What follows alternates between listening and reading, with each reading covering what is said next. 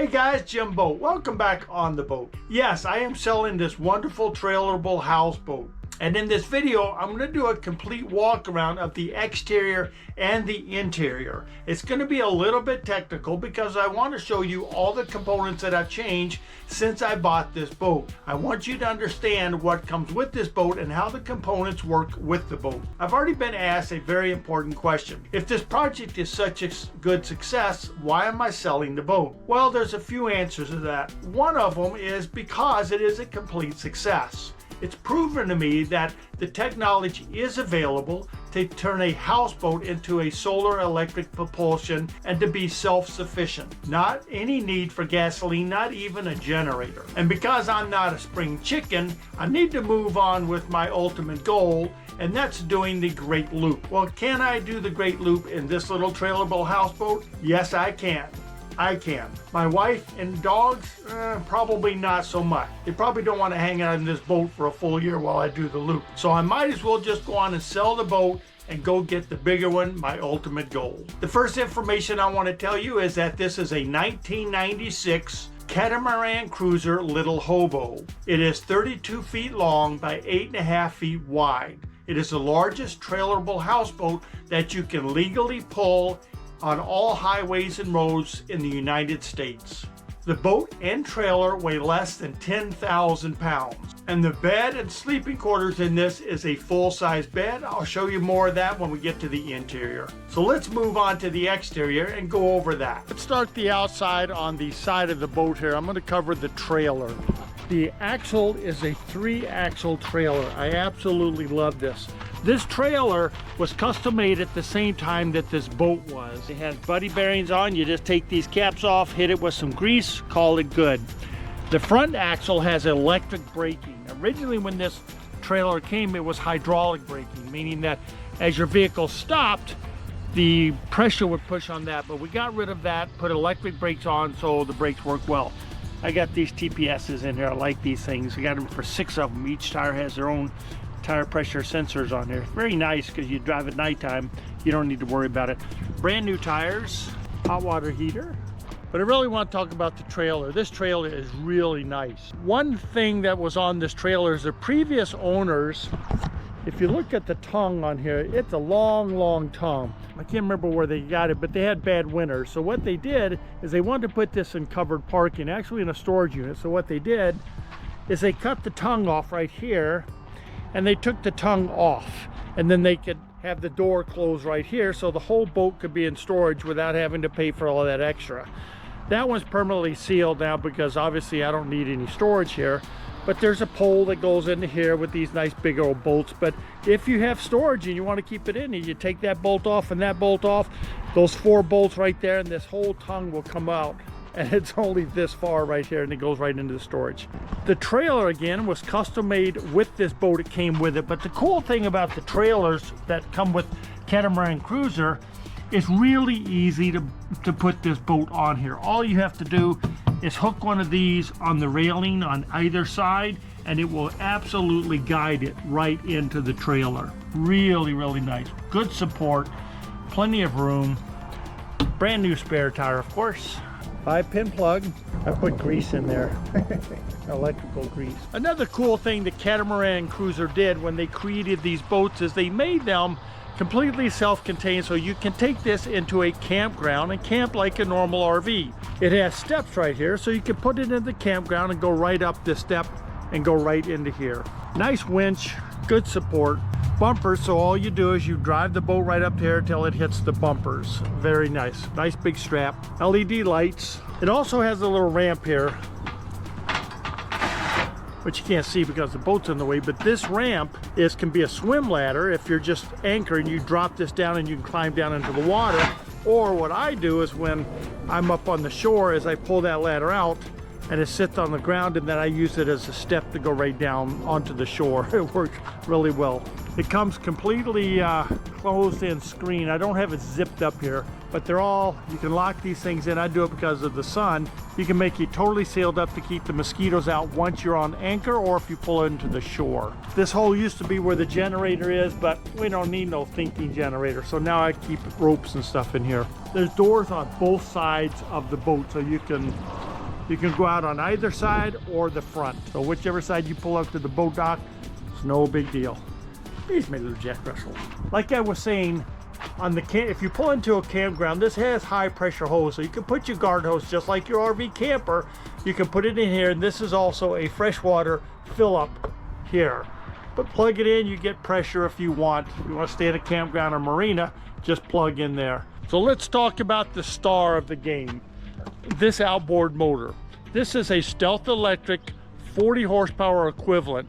What it comes with is an electric tilt here. No reason for it, but this motor can tilt the motor up. I have it down because I changed the fluid, but it'll tilt this motor up. When you load it, you have it all the way up, you drop it in, and then you just push a button and it lowers it back down, and you can do whichever angle you want. The maintenance on this motor is not complicated at all. If you've had an outboard motor, you only have to do about 10% of what you normally do on an internal combustion outboard motor. Let me show you. This is your spindle right here that turns the motor left and right. There's a grease zerk. You want to grease that every now and then. This is a lower unit fluid. Take this out, drain the fluid, put some more fluid in it, screw it back on. That's it. It does come with a plastic prop. There is a steel prop or aluminum, I'm not sure which one, a spare inside the boat. As you can see, I don't ding this baby up at all, but it's pretty nice. And that's the maintenance you do on it. Let me show you the inside of it, and I'll show you what I'm talking about. There's just no maintenance on electric motors. Hang on a second. Well, here's the no maintenance motor. That's it. Have you not seen such a nice non-internal combustion motor? This is it. There's no gas filter, there's no oil filter, there's no air filter, there's no filters that you have to change. This is completely sealed here. Power cables going into it.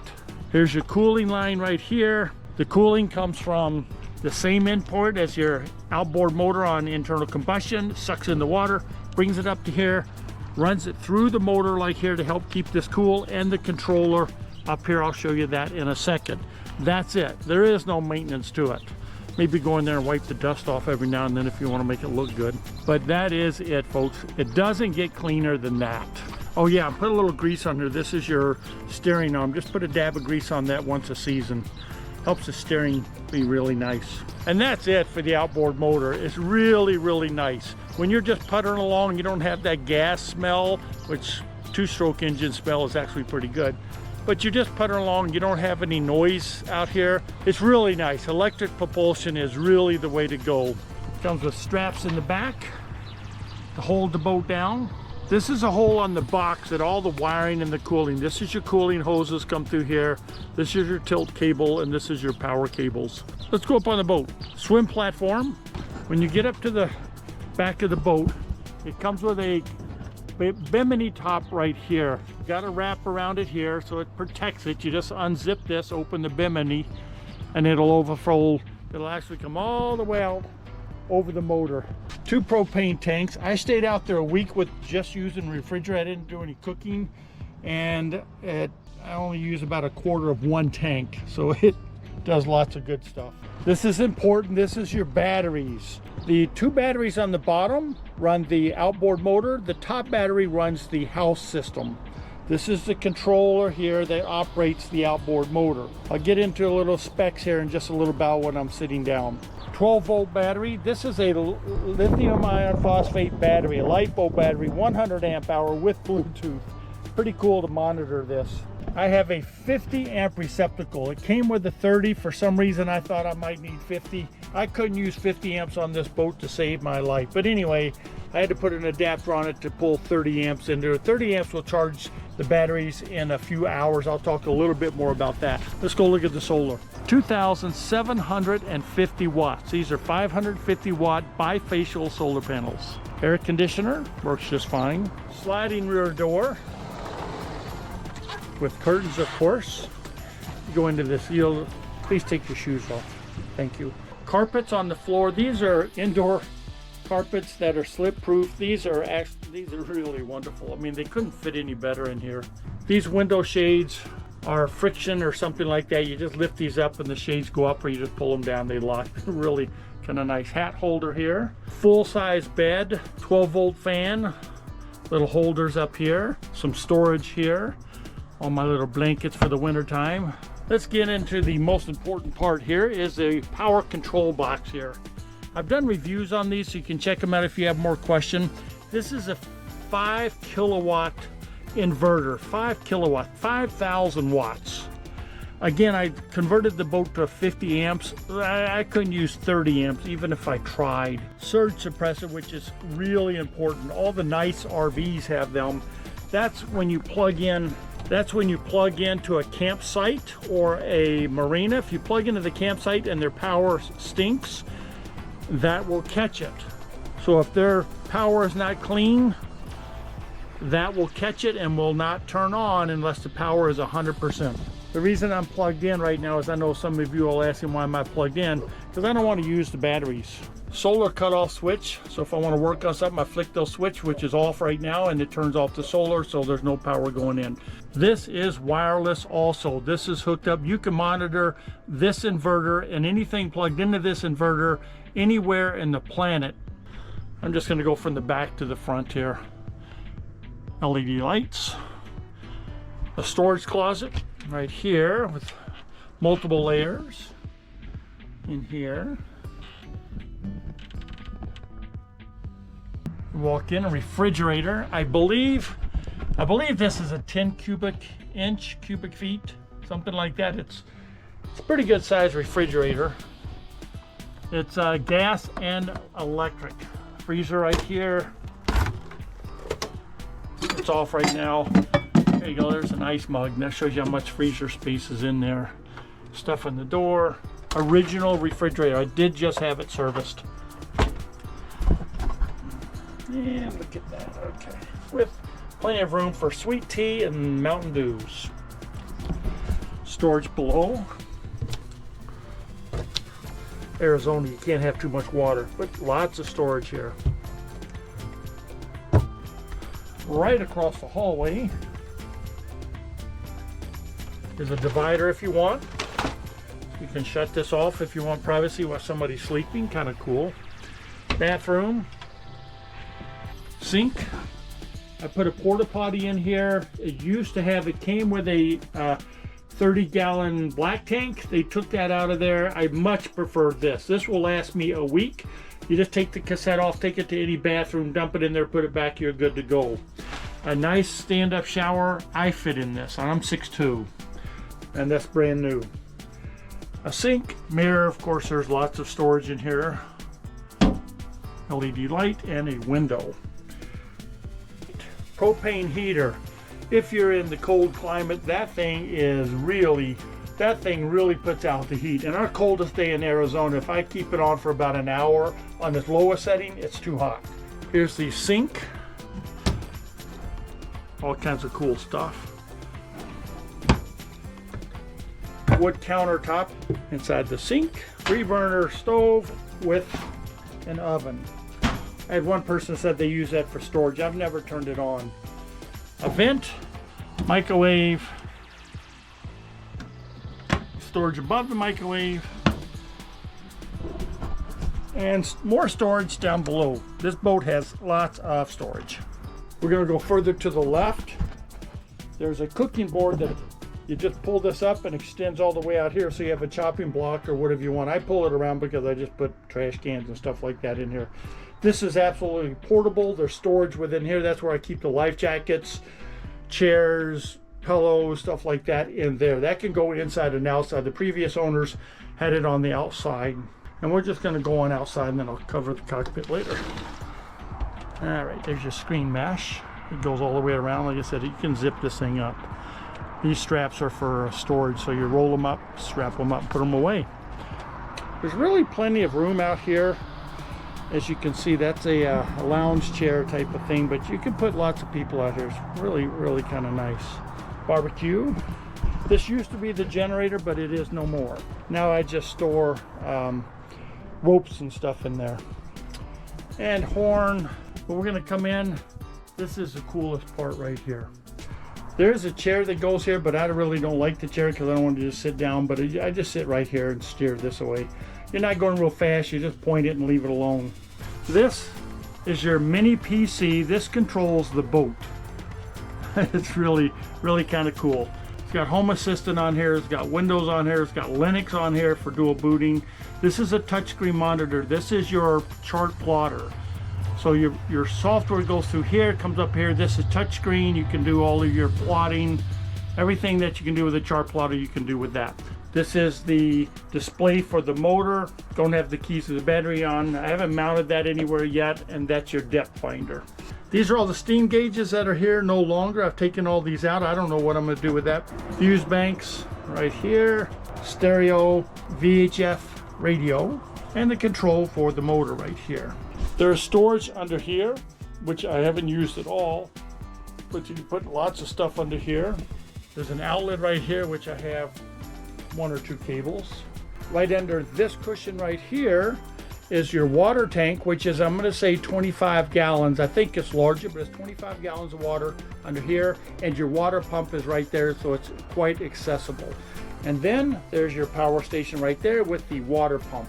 One thing I forgot to mention, hot water heater right here.